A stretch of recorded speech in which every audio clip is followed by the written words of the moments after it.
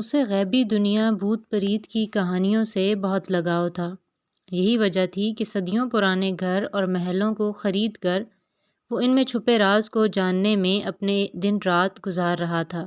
اس کی عمر 28 سال کے قریب تھی اور اس کا یہ مشغلہ 13 سال پرانا تھا۔ 15 سال کی عمر میں پہلی بار اس نے ایک جنزادی سے ملاقات کی۔ یہ وہ وقت تھا جب وہ اپنے والدین کے ساتھ ایک صدیوں پرانے محل میں شفٹ ہوئے تھے۔ یہ محل جنگلات کے درمیان تھا اور آبادی سے کافی دور تھا۔ بس ایک چھوٹا سا گاؤں تھا جو اس محل سے 5 کلومیٹر کی دوری پر تھا۔ اس گاؤں کی کل آبادی صرف 58 لوگوں پر مشتمل تھی۔ محل کافی بڑا تھا اور دیکھنے میں خوفناک بھی۔ احمد کا کوئی بھائی بہن نہیں تھا اور وہ اکثر اس بات پر خفا رہتا تھا کہ اس کے ساتھ کھیلنے والا کوئی نہیں۔ احمد کے ابو وکیل تھے اور وہ ویکنڈ پر ہی انہیں یہاں ملنے آتے تھے۔ محل میں شفٹ ہوتے 3 دن ہی ہوئے تھے کہ احمد اس محل سے اکتا چکا تھا۔ سب سے بڑی وجہ یہ تھی کہ محل سے باہر جانے کی اجازت نہیں تھی۔ بس احمد کا ٹیچر ہی تھا جو اسے ہنسانے میں کامیاب ہو پاتا تھا۔ ماسٹر اکبر کی عمر 45 سال کے قریب تھی اور وہ اس محل کے قریب جو گاؤں تھا وہیں رہتے تھے۔ 5ویں دن ماسٹر اکبر کسی وجہ سے احمد کو پڑھانے نہ آ سکے تو احمد کے لیے یہ دن گزارنا بہت مشکل ہو رہا تھا۔ احمد اکتاہٹ میں محل کے ہر کمرے کو دیکھنے لگا جیسے اسے تلاش تھی کسی کی جو اس محل کے کسی کمرے میں چھپا ہو۔ اچانک احمد کے دماغ میں خیال آیا کہ کیوں نہ اس محل کے سب سے اونچے کمرے کو کھولا جائے اور اس کی کھڑکی سے آسمان کو دیکھا جائے۔ احمد اس کمرے کے دروازے کو کھولنے ہی لگا تھا کہ اسے ماسٹر اکبر کی یہ بات یاد آئی۔ بیٹا احمد، آپ لوگوں نے اس محل کو خرید تو لیا ہے مگر اس محل کا سب سے اونچا کمرہ ہے وہ آپ کا نہیں ہے۔ کبھی بھی اس کمرے کو کھولنے کی غلطی مت کرنا۔ آپ کے ابو کو بھی میں نے اس بارے میں بتایا ہے۔ آپ بھی بیٹا اس بات کا خاص خیال رکھنا۔ احمد کمرے کے دروازے سے واپس پلٹا اور ابھی چند قدم واپس بڑھائے ہی تھے کہ اسے دروازہ کھلنے کی آواز سن کر رکنا پڑا۔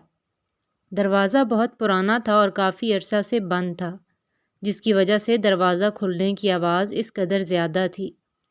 احمد بری طرح ڈر چکا تھا لیکن اس نے دل بڑا کرتے ہوئے کمرے میں داخل ہونے کا فیصلہ کیا۔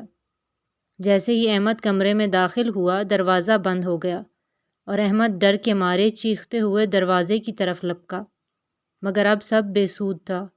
کچھ دیر بعد احمد نے تھک ہار کر دروازے کا ہینڈل چھوڑا اور کمرے کو دیکھنے لگا۔ باقی کمروں کے برعکس یہاں چراغ روشن تھے۔